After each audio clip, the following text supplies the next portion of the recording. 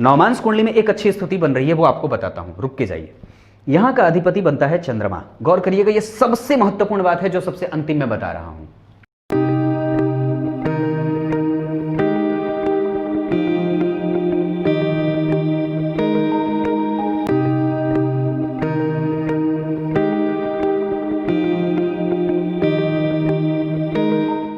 प्रिय दर्शकों नमस्कार, एक बार फिर से उपस्थित हूं आप सबके सामने। आज मंगलवार है, उन 14 कुंडलियों में से 12वीं कुंडली लेकर के। नाम है इनका पांडे पूजा। 22 फरवरी 1994 11:37 न्यू दिल्ली की हैं ये। इतनी बार मेरा कार्यक्रम जब भी जाता है तो सबसे पहले इनका ही कमेंट आता है, कुंडली विश्लेषण हैशटैग। हालांकि ये बहुत ज्यादा दिन से नहीं है, पर फिर भी कोई बात नहीं है। शुरू करते हैं आज का कार्यक्रम, देखते हैं क्या बनती है इनकी कुंडली। और आरंभ से शुरू करता हूं। आरंभ से शुरू करने का मतलब है शुरू से शुरू करते हैं। बने रहिए कार्यक्रम के अंतिम हिस्से तक, कहीं जाइएगा मत। देखना तो कुंडली सब लोग चाहते हैं, पर दूसरे की कुंडली कोई देखना नहीं चाहता है। अपने आप को ज्योतिषी सब बनाना चाहते हैं, पर कुंडली अध्ययन की बात और लंबे वीडियो, मेरे वीडियो लंबे होते हैं, 40 मिनट तक की हिम्मत रखता हूं बनाने की, उससे ज़्यादा का भी बना दूंगा। एक कुंडली पे 5 वीडियो बना सकता हूं, 5 तरीके से नहीं 25 तरीके से कुंडली देख सकता हूं, पर देखने वाला कोई है नहीं। इस वजह से छोटे वीडियो बनाने लगा हूं। शुरू करते हैं आज का कार्यक्रम। विक्रम संवत 2050, शक संवत 1915। व्यक्ति का जन्म उत्तरायण में हुआ है, मतलब व्यक्ति के जन्म के उत्तरायण में होने का मतलब है कि सूर्य प्रभावी है और परिणाम भी जातक के अनुकूल करने वाला है।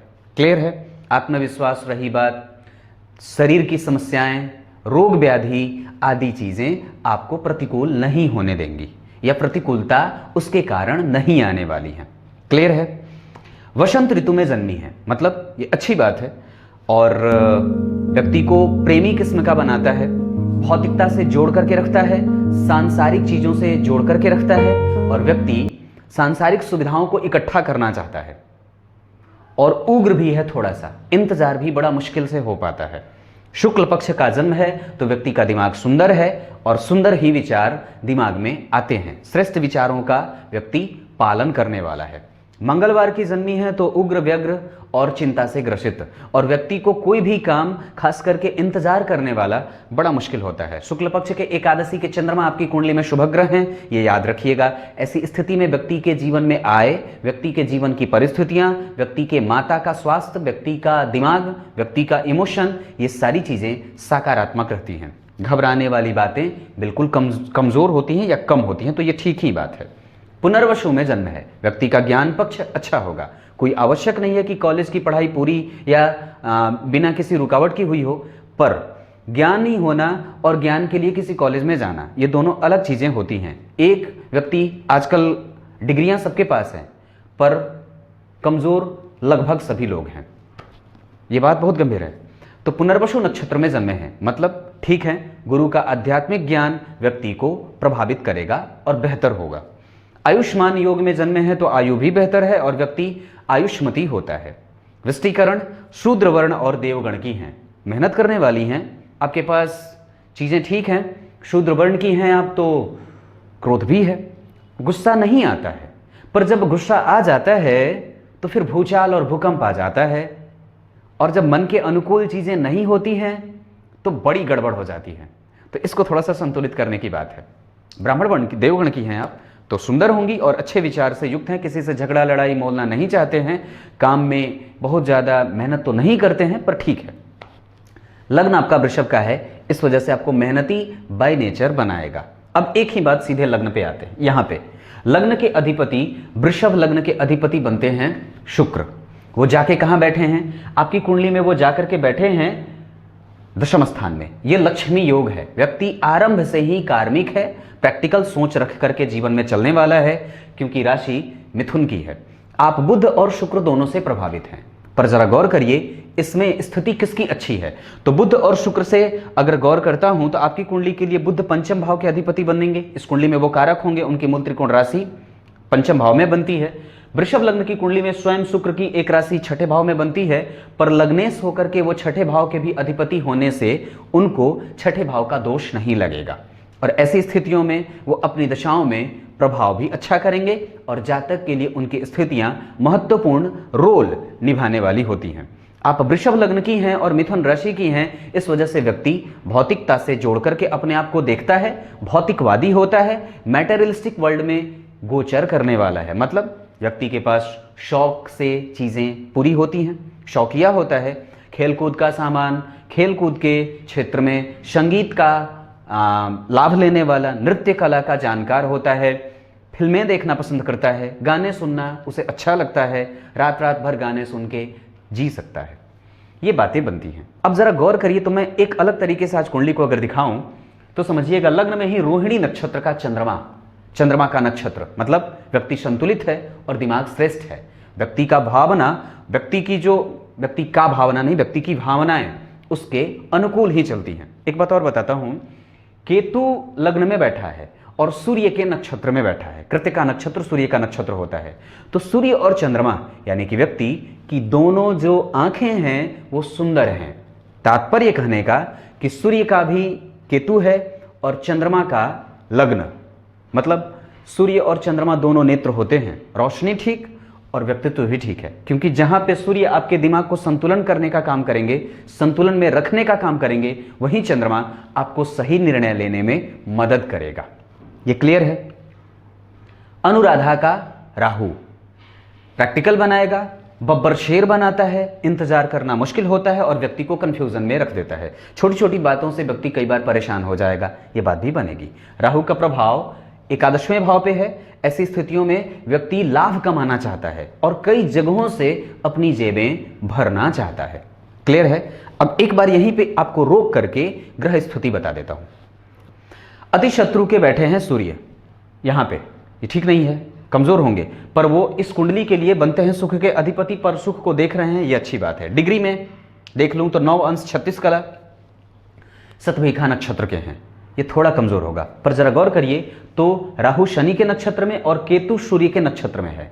ऐसी स्थितियों में आपके आत्मविश्वास को, जब राहु को देखते हैं तो राहु शनि का और सूर्य राहु के, तो सूर्य राहु और शनि का संबंध बना। ये तीनों एक दूसरे के अनुकूल नहीं होते हैं। राहु का शनि से मित्रता होना प्रासंगिक है और वो ठीक होगा, पर सूर्य के लिए राहु का नक्षत्र ठीक नहीं होगा। ऐसी स्थितियों में व्यक्ति के भ्रम में जाने की स्थितियां कई बार होती हैं। पिता से लाभ कम मिलता है, माता पिता का सुख या फिर रहते हुए भी थोड़ी सी स्थितियां प्रतिकूल जाती हैं।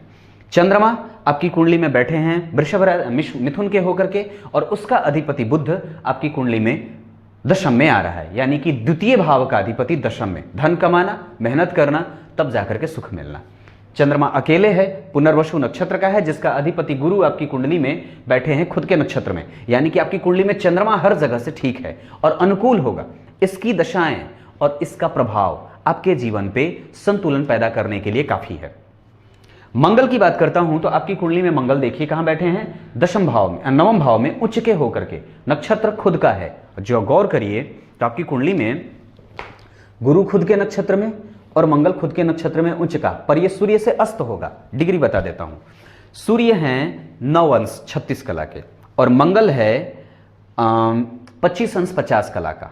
इसका मतलब है वो अस्त होगा।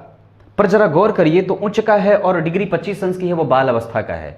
मेहनत करना होगा। भाग्य भाव में उच्च का मंगल व्यक्ति को भाग्यवादी बनाएगा और भाग्य का लाभ मिलने वाला भी है।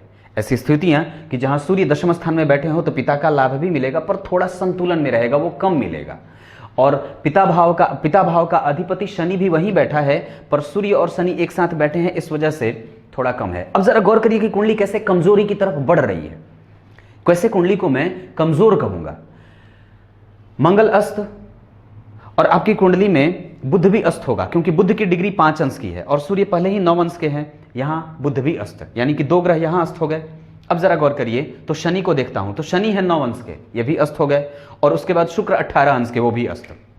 क्या कहूं पूजा जी, आपकी कुंडली में क्रमशः मंगल, बुध, शुक्र और शनि, ये सब के सब अस्त हैं और अस्त ग्रह कुंडली को कमजोर करते हैं। ये एक कारण हो सकता है कि आप जो लगातार ये शिकायतें करती हैं, जो आपने मुझे लिखी हैं, वो इसी के कारण हो रही हैं। ऐसा इसलिए क्योंकि जन्म कुंडली के 2 महत्वपूर्ण धन भाव भी होते हैं और कहीं ना कहीं इनसे सुख भी देखा जाता है, धन का। तो ये भाव और यहां का ये भाव ये कमजोर हो रहा है, क्योंकि सारे के सारे ग्रह अस्त हुए तो कहां, दशम भाव में ना। इस वजह से कैरियर को भी बहुत ज्यादा बूस्टअप नहीं मिलता है, कैरियर में भी व्यक्ति को कंफ्यूज रहना पड़ता है। और जहां पिता का सुख और भाग्य का लाभ, और यहां से कहीं ना कहीं पति पत्नी को मिलते हुए भी देखा जाता है, यहां भी कमजोरी है। इस वजह से ये चीजें गड़बड़ हो रही हैं। तो ऐसी स्थिति में हमको संभालना किसको है, हमको संभालना है, अगर मैं संभालना चाहूंगा इस कुंडली में, तो सबसे पहले मैं कहूंगा कि हनुमान जी की पूजा करनी चाहिए। क्यों ऐसा, क्योंकि यहां भी मंगल की राशि बनी, यहां भी शनि की राशि बनी और यहां भी शनि की, और तीनों ही भाव क्रमशः प्रभावित हो रहे हैं। एक कमजोरी गुरु की भी है, जो आपकी कुंडली में तुला का होकर के बैठा है और अकेला है, इसके जस्ट आगे राहु बैठे हैं। ये स्थितियां गुरु को प्रभावित करने के लिए काफी हैं और उनको निगेटिव करेंगी, क्योंकि गुरु हर बार बिल बिला करके यही कहते हैं, हे परमात्मा मेरी स्थिति कभी भी राहु केतु और गुरु के साथ, शुक्र के साथ मत बनाना। उनकी बनी है, पर वो अपने आप को संतुलन में रख सकते हैं। ऐसा इसलिए क्योंकि गुरु और चंद्रमा का संबंध नवम पंचम का बन रहा है, और आपकी कुंडली के लिए गुरु अष्टम भाव के अधिपति होकर के विपरीत राजयोग के निर्माता बन रहे हैं, और साथ ही साथ वो लाभेश भी होते हैं। लाभ के अधिपति होकर के और अष्टम के अधिपति होकर के विपरीत राजयोग के निर्माता बनेंगे, तो पहले विपरीत परिस्थितियां बनेंगी, फिर अनुकूलता आएगी। ऐसा इसलिए क्योंकि विपरीत राज्यों का निर्माण तो हो रहा है, पर उस पे चंद्रमा जैसे शुभ ग्रह की दृष्टि है। अष्टम भाव पे चंद्रमा की दृष्टि पड़ जाने के कारण व्यक्ति के जीवन में सर्दी, शीत और मन, ये चीजें कभी कभी परेशान रहेंगी। और ये कब, जब पापक ग्रह की दशाएं चलेंगी तब। क्लियर है। अष्टमेश की दशा जब चलेगी तो आपके स्वास्थ्य को वो परेशान कर सकती है। हाँ, पर वो स्वास्थ्य को परेशान करने के साथ साथ आपको तुरंत ही रेमेडीज भी देगी। बात समझ में आ रही है। वो तुरंत ही आपको प्रभाव से भी जागृत करेगी, मतलब व्यक्ति तुरंत ही स्टेप लेता है अपने स्वास्थ्य को ठीक करने के लिए और अनुकूल करने के लिए। यहां तक बात समझ में आ गई होगी।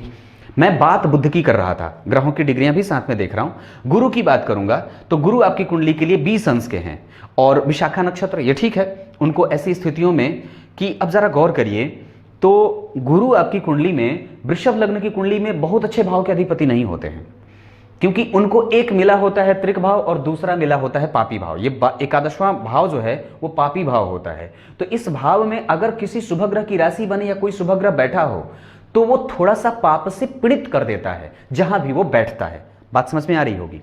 तो एकादशवें भाव के अधिपति आपकी कुंडली में कहीं भी बैठेंगे, वो उस भाव को थोड़े से पाप से युक्त रखेंगे। पर जरा गौर करिए, ये खुद ही एक असंतुलन से युक्त भाव होते हैं, छठे भाव।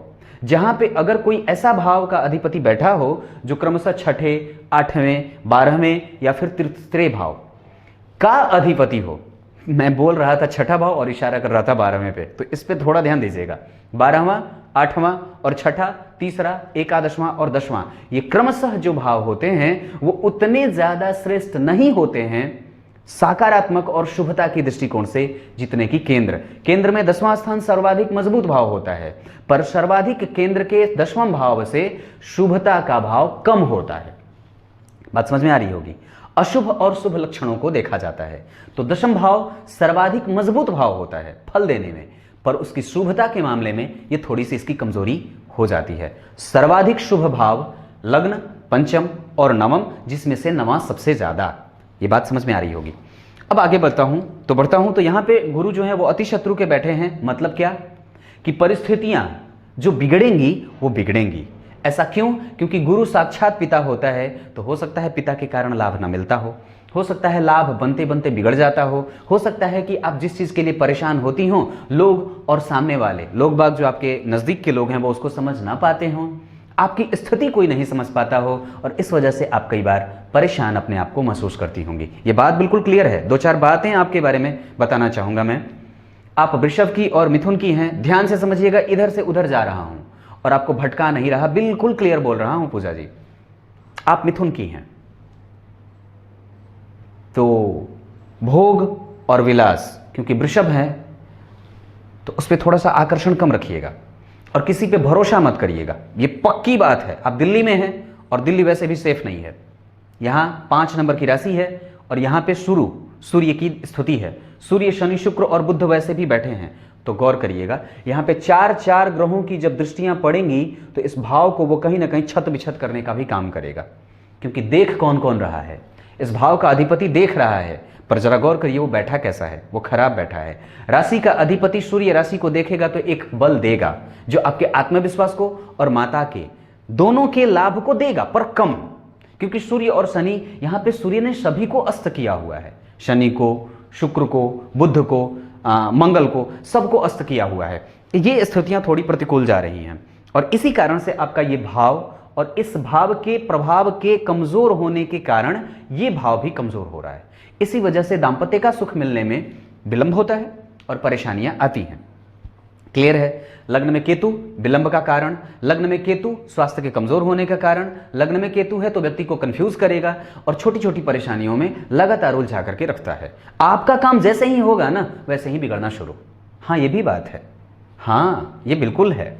मंगल की दृष्टि अपनी राशि को देखेगा 1 2 3 4, तो विदेश और दूर, अपने जन्मस्थान से दूर भी जाना चाहते हैं तो बिल्कुल चले जाइएगा। गुरु के बाद शुक्र की बात करूंगा, अस्त हैं वो और वो कमजोर हो जाएंगे। शनि अस्त हैं, कमजोर हो जाएंगे। राहु केतु ठीक है, नीच के हैं, पापग्रह है, नीच का होकर के बैठा है तो ठीक ही है। पर एक बात बता देता हूं, राहु केतु कंफ्यूज कर सकते हैं आपको।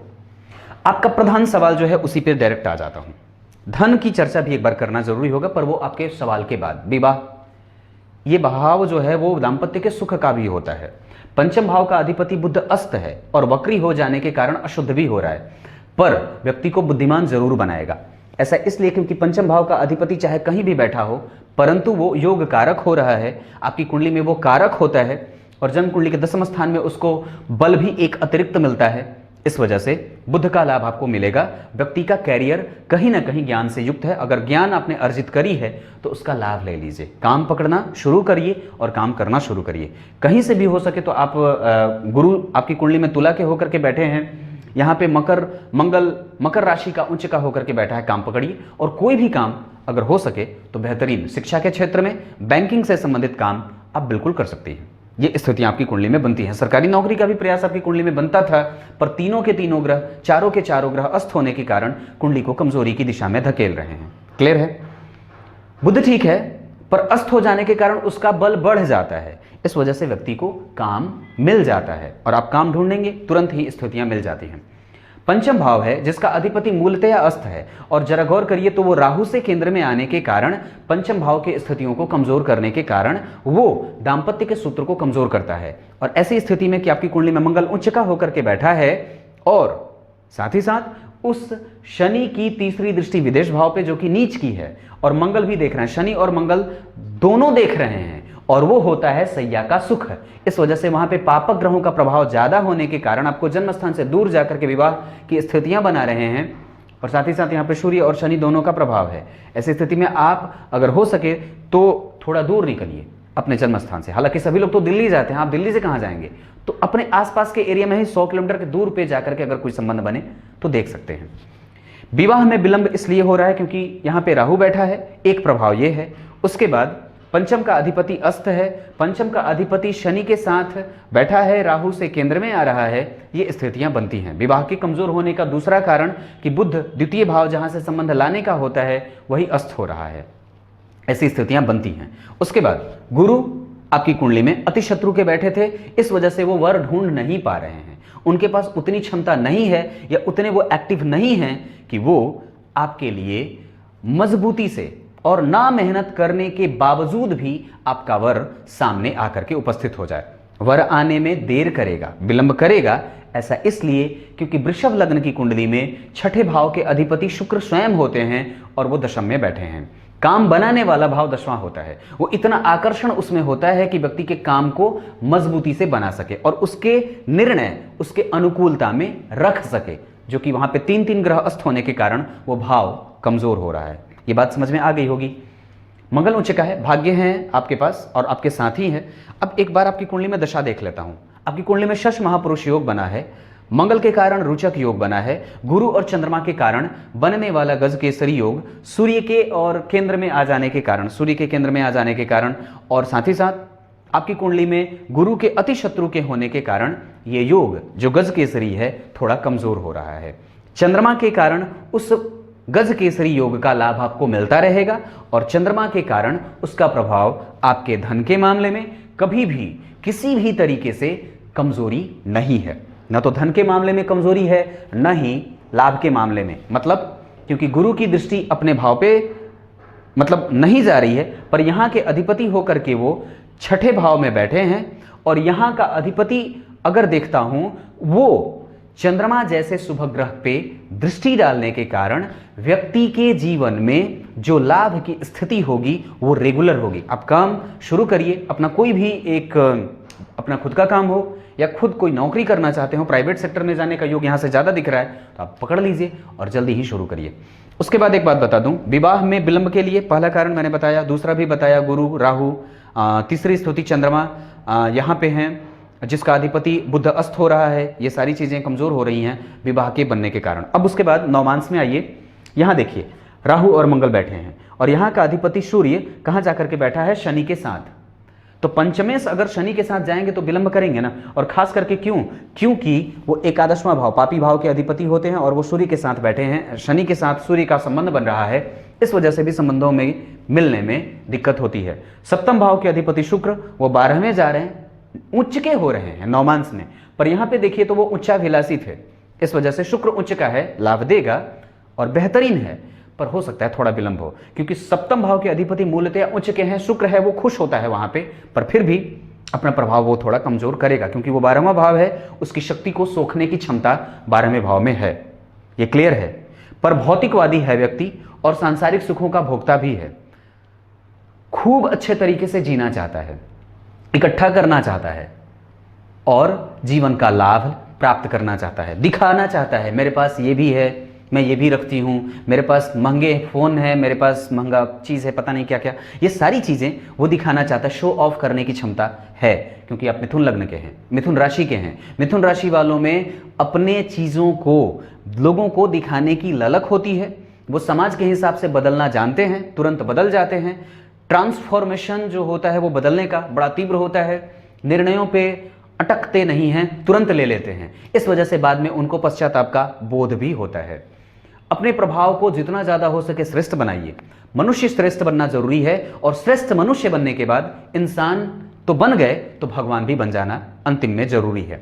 वृषभ लग्न के हैं आप, मेहनती हैं और लग्न के अधिपति दशम स्थान में बैठे हैं, ऐसी स्थितियां आपकी कुंडली को मजबूती की तरफ ले जा रही हैं। कैसे और किस मामले में, कर्म के मामले में। जन्म कुंडली के नवमांश चार्ट में गुरु और चंद्रमा का एक साथ आना, यहाँ पे मेष राशि का चंद्रमा बने तो व्यक्ति को और भी मेहनती बनाएगा और श्रेष्ठता से व्यक्ति को उसके कर्मों को करने वाला बना देगा। ऐसा इसलिए क्योंकि जन्म कुंडली के दशम स्थान में 10 नंबर की राशि बनी है और वहां का अधिपति मंगल आपकी कुंडली में पंचम भाव से संबंध बना रहा है। ये योग कारक स्थितियां यहां भी बनी है, मतलब व्यक्ति का पंचम और दशम ठीक बना, यहां भी पंचम और दशम ठीक बना, ये बातें बनती हैं। अब उसके बाद आपकी कुंडली में धन के बारे में बताया, कोई समस्या नहीं है और ये रेगुलर आएगा, लाभ भी मिलेगा, परेशान नहीं होना है।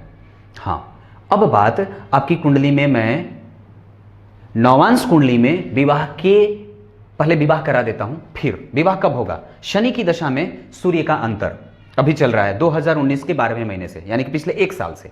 आज 1 दिसंबर है, 19/12 मतलब 31/12/2019, ऐसी स्थिति में शनि में सूर्य हैं, तो शनि कहां के अधिपति बनते हैं, गौर करिए। ये भाग्येश विवाह कराता है, दशमेश भी विवाह कराते हैं, दशमेश में अष्टमेश जब आते हैं तो विवाह कराते हैं, ये सूत्र है, याद रखिएगा। दशम भाव के अधिपति में अष्टम भाव के अधिपति जब गोचर में आए ना, या फिर इन दोनों का संबंध अगर कहीं से अच्छा बन रहा हो, या फिर दशम भाव के महादशा के ग्रह में अंतरदशा अगर अष्टमेश का बनता हो, तो इनकी दशाओं में भी व्यक्ति का विवाह होता है। पर आपकी कुंडली में अभी कौन चल रहे हैं, दशम भाव के अधिपति और नवम भाव के अधिपति आपकी कुंडली में शनि बनते हैं, वो एक्टिव हैं, और वो आपकी कुंडली में पिछले 1 साल के पीछे अगर देखता हूं तो शनि में सूर्य हैं, ये दोनों एक साथ बैठे हैं, जहां पे भाग्य के अधिपति को वो अस्त कर रहा है, ऐसी स्थितियों में वो कमजोर हो रहा है, तो मुझे बदलने का इंतजार करना होगा।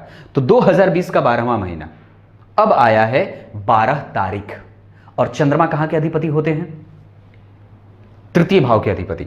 अब जरा गौर करिए तो शनि की महादशा में चंद्रमा का अंतर, ये दोनों एक दूसरे से नवम पंचम के संबंध में हैं, और चंद्रमा बैठा है द्वितीय भाव में, ये विवाह करा सकता है, द्वितीय भाव से संबंध बनते हैं। अब इसी चीज को नवमांश में समझिए, तो नवमांश में चंद्रमा मेष के हो रहे हैं और गुरु गोचर में लग्न कुंडली में आपकी राशि क्या है, मिथुन। मिथुन, कर्क, सिंह, कन्या, तुला, वृश्चिक, धनु, मकर राशि से वो छठे 8वें के संबंध में जा रहे हैं। मतलब राशि से वो आपके मिथुन, कर्क, सिंह, कन्या, तुला, वृश्चिक, धनु, मकर 8वें गए, ये ठीक नहीं होता है। जुलाई के बाद वो फिर से वक्री होकर के धनु में आएंगे तो स्थिति बनेगी।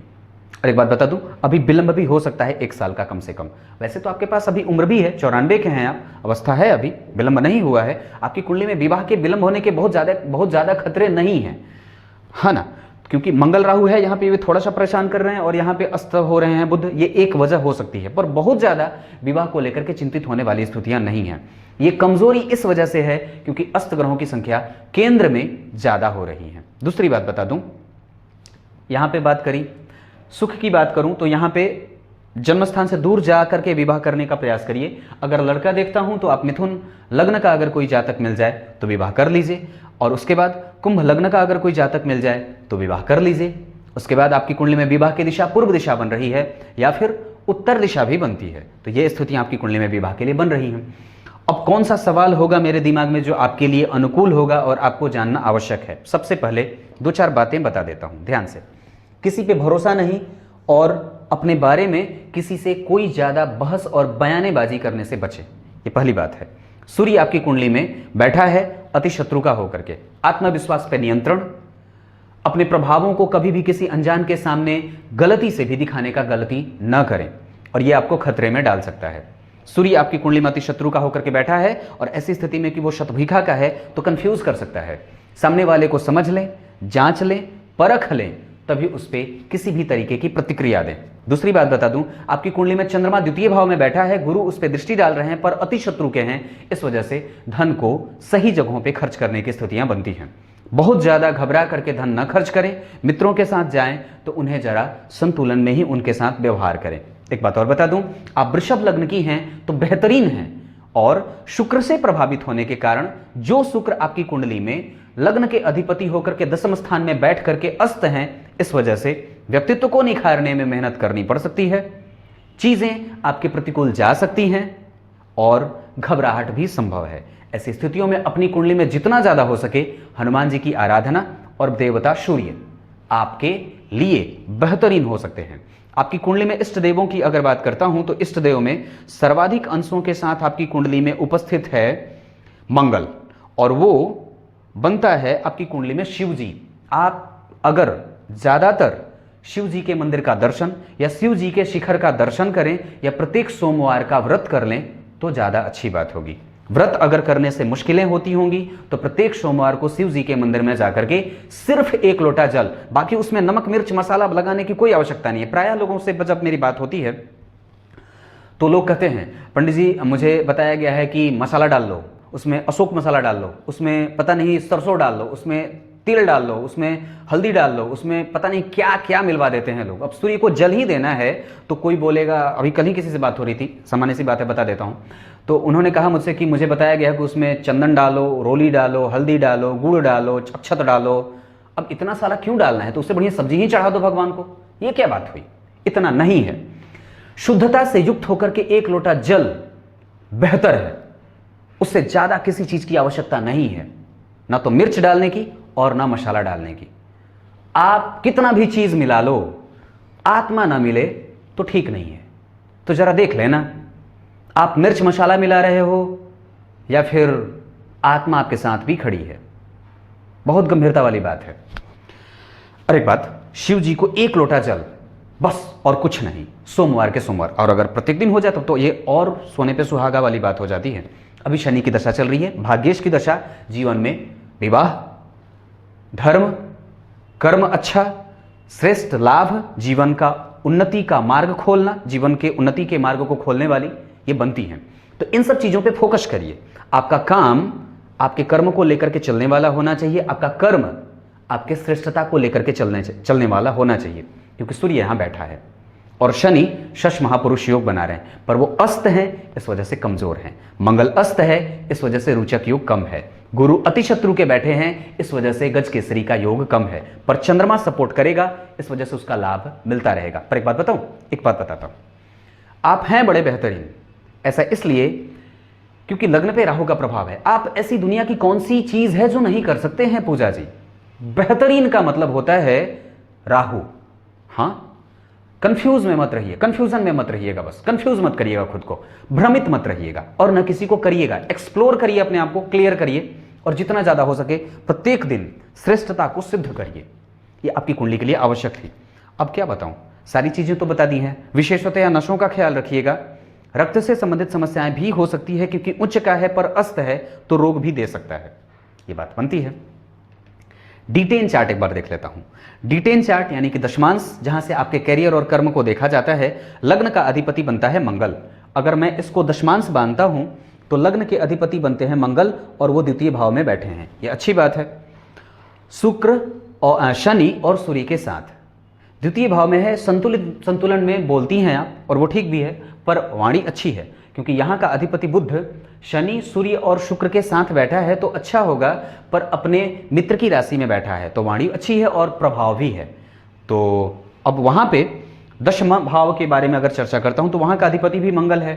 टेक्निकल क्षेत्रों में भी जाने के योग आपकी कुंडली में बन रहे हैं, क्योंकि यहाँ पे भी दशमांश कुंडली में शुक्र और राहु है, अनुकूलता है, विद्वान हैं आप, विदुषी हैं और ये बेहतरीन है, कुंडली खराब नहीं है। जिसमें अगर देखता हूं तो D4 चार्ट में भी अगर इसको मैं भाग्यांश कहूं, चतुर्थांश कहूं, तो यहां पे 5 नंबर की राशि बनी है यानी कि सूर्य की, और यहां के अधिपति होकर के वो जन्म कुंडली में वृषभ के हो रहे हैं शनि और केतु के साथ, तो वो थोड़े से आत्मविश्वास को कमजोर कर सकते हैं या भाग्य में सूर्य का लाभ थोड़ा कम मिलेगा, पर वो वस्तुतः देगा क्योंकि दशम स्थान में बैठा है।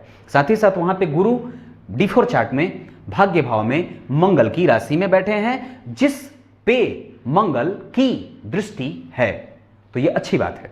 भाग्य को लेकर के परेशान मत होइए। पराक्रम भी है, पराक्रम का लाभ भी है, क्योंकि यहां का अधिपति दशम में। कैरियर को लेकर के आप मेहनत कर सकते हैं, अभी आपकी कुंडली में उसका चांस है और उसकी स्थितियां बन रही हैं, तो परेशान नहीं होना है। आपकी कुंडली में दशाओं में शुक्र राहु केतु चंद्रमा और गुरु, एक बार फिर से बता दूं, दशाओं में शुक्र राहु केतु चंद्रमा और गुरु, इनकी दशाएं आपकी कुंडली में अच्छी जाने वाली हैं, पर उनसे भी ज्यादा अच्छी बुध की दशा, शनि की दशा, सूर्य की दशा और मंगल की दशा जाने वाली है। तो घबराना नहीं है, अभी आप शनि की दशा में गुजर रही हैं, भाग्येश की दशा में विवाह हो जाएगा, 1 साल के बाद भी हो सकता है या जुलाई के बाद, ये चीजें बनती हैं। अब क्या बताऊं, सब तो बता दिया। नवमांश कुंडली में एक अच्छी स्थिति बन रही है, वो आपको बताता हूं, रुक के जाइए। यहां का अधिपति बनता है चंद्रमा। गौर करिएगा, यह सबसे महत्वपूर्ण बात है जो सबसे अंतिम में बता रहा हूं। चतुर्थ भाव का अधिपति गुरु के साथ बैठा है और यहां का अधिपति मंगल पंचम में बैठा है। यह सबसे अच्छी बात है इस कुंडली की, जो कि नवमांश में बन रही है।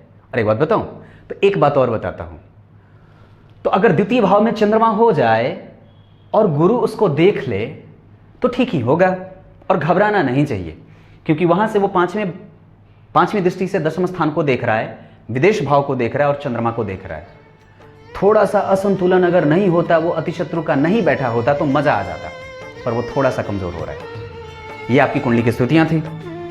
अब क्या बताऊं, सब तो बता दिया। कुछ इसी तरीके से आज के कार्यक्रम का समापन करते हैं, तब तक के लिए इजाजत दीजिए। कल एक बार फिर से उपस्थित होंगे, देखते हैं किसकी कुंडली लेके आते हैं। तब तक के लिए बहुत बहुत नमस्कार।